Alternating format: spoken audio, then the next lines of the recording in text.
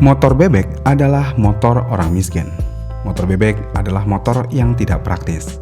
Motor bebek adalah motor yang ketinggalan zaman. Ini adalah stigma orang Indonesia saat ini terhadap motor bebek. Padahal di era 2000-an awal, motor bebek adalah segalanya. Semua produsen membuat motor bebek. Dan rata-rata motor bebek di era 2000-an awal sangat menarik semua. Bahkan ketika kita ingin membeli motor di era tersebut, kita sampai bingung sendiri. Mau motor yang mana? Karena emang sebanyak dan sekeren itu motor bebek di era tersebut. Namun sayangnya ketika Mio menguasai pasar Indonesia, ditambah Honda mengambil pasar Mio dengan Honda Beat-nya, pasar motor bebek lambat laut akhirnya tenggelam. Bahkan bisa dibilang benar-benar udah di ujung tanduk. Yang mana dalam beberapa tahun terakhir, market share motor bebek cuma ada di angka 5% ke bawah aja. Dan ini adalah angka yang sangat kecil jika dibandingkan dengan pasar motor matic yang sampai 90% lebih. Menariknya adalah, angka tersebut ternyata berubah di tahun 2025, yang mana kita melihat sesuatu yang baru, yang tadinya pasar motor bebek sudah ditinggalkan, akhirnya mulai dilirik kembali. Dan semua ini terjadi hampir di semua produsen. Dan Yamaha sempat bikin pernyataan kalau hal ini adalah tren terbalik, karena motor bebek tiba-tiba mendapatkan permintaan yang cukup tinggi. Mungkin di sini kita langsung terkesima dengan berita ini, tapi yang bikin kita terkesima lebih jauh adalah ketika kita melihat data penjualan 10 motor terlaris di Indonesia. Yang mana di posisi 8 ada anomali yang nyangkut di posisi tersebut, yaitu Honda Revo Series. Ya, ini adalah motor bebek. Motor ini bisa bertengger di posisi 8. Menariknya, motor ini memiliki penjualan di atas motor yang katanya paling ganteng, yaitu Yamaha Aerox 155. Ya, ini adalah hal yang hampir nggak mungkin terjadi dalam beberapa tahun ke belakang. Honda Revo bisa masuk dalam kategori motor terlaris dan di atas Yamaha Aerox yang biasanya memiliki penjualan bagus. Tapi kenapa bisa Honda Revo tiba-tiba masuk dalam kategori motor terlaris di Indonesia? Oke, setelah melihat data yang ada, kita bisa yakin dan memastikan kalau pasar motor bebek benar-benar tumbuh secara signifikan. Honda Revo adalah bukti nyata. Motor ini pertama kali keluar dari tahun 2007 dan sampai saat ini masih diproduksi. Dan jika kita melihat data penjualannya, yang mana motor ini terjual sebanyak 100.000 unit lebih, berarti Honda masih konsisten memproduksi motor ini setiap bulannya dengan angka yang tidak sedikit. Namun apa yang bisa membuat motor ini masuk dalam kategori motor terlaris? Jawabannya ada di harga. Diketahui Honda Revo masih memiliki harga yang cukup rasional dan cukup masuk akal di pasar motor Indonesia saat ini. Yang mana motor ini masih memiliki harga mulai dari 17 jutaan rupiah aja. Sedangkan jika kita mau bandingkan dengan motor matic termurah Honda yaitu Honda Beat, motor ini udah dijual dengan harga hampir 20 juta lebih untuk tipe terendah dan untuk tipe tertingginya ada di angka 20 jutaan. Ya, jika kita lihat harganya, Honda Revo memiliki harga yang paling masuk akal untuk kondisi pasar Indonesia saat ini. Apalagi jika membeli motor tersebut hanya untuk sebagai alat transportasi aja dan dijadikan motor operasional. Tentu aja, hal ini akan semakin masuk akal, tren motor bebek naik di Indonesia. Apalagi nih ya, jika kita melihat harga motor matic yang semakin mahal saat ini, tapi sayangnya tidak pernah dibarengi dengan yang namanya perbaikan kualitas atau perbaikan fungsi. Sebagai contoh, jika kita melihat Honda Beat saat ini dengan Honda Beat beberapa generasi lalu atau bahkan yang karbu, dilihat dari tampilan dan materialnya aja, sepertinya Beat karbu akan jauh lebih tahan banting daripada Beat modern. Mulai dari kekuatan rangka, kekuatan mesin, sampai kualitas finishing. Kemudian selain kualitas, terkadang hal yang bikin motor tambah mahal itu dinilai juga kurang berguna untuk sebagian orang.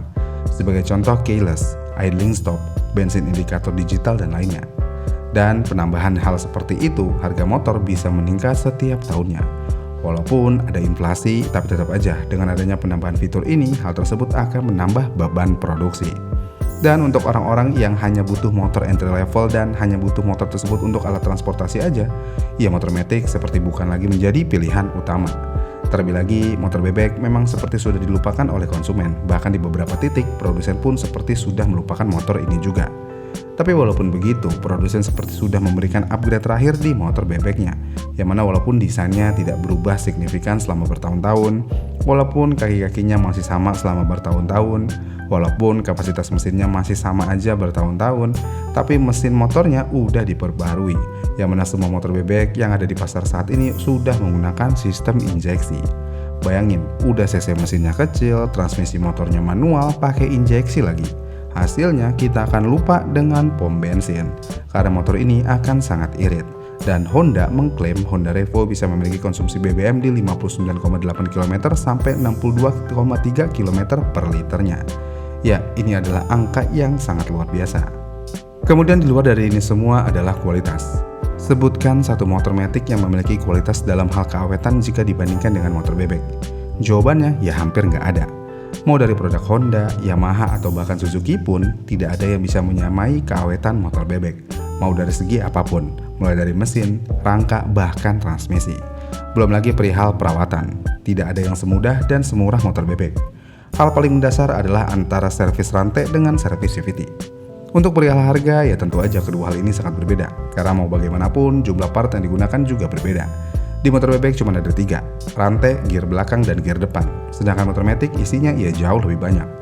Dengan hal ini ya lagi dan lagi, motor bebek akan menjadi masuk akal jika hanya digunakan untuk motor keseharian dan alat transportasi aja.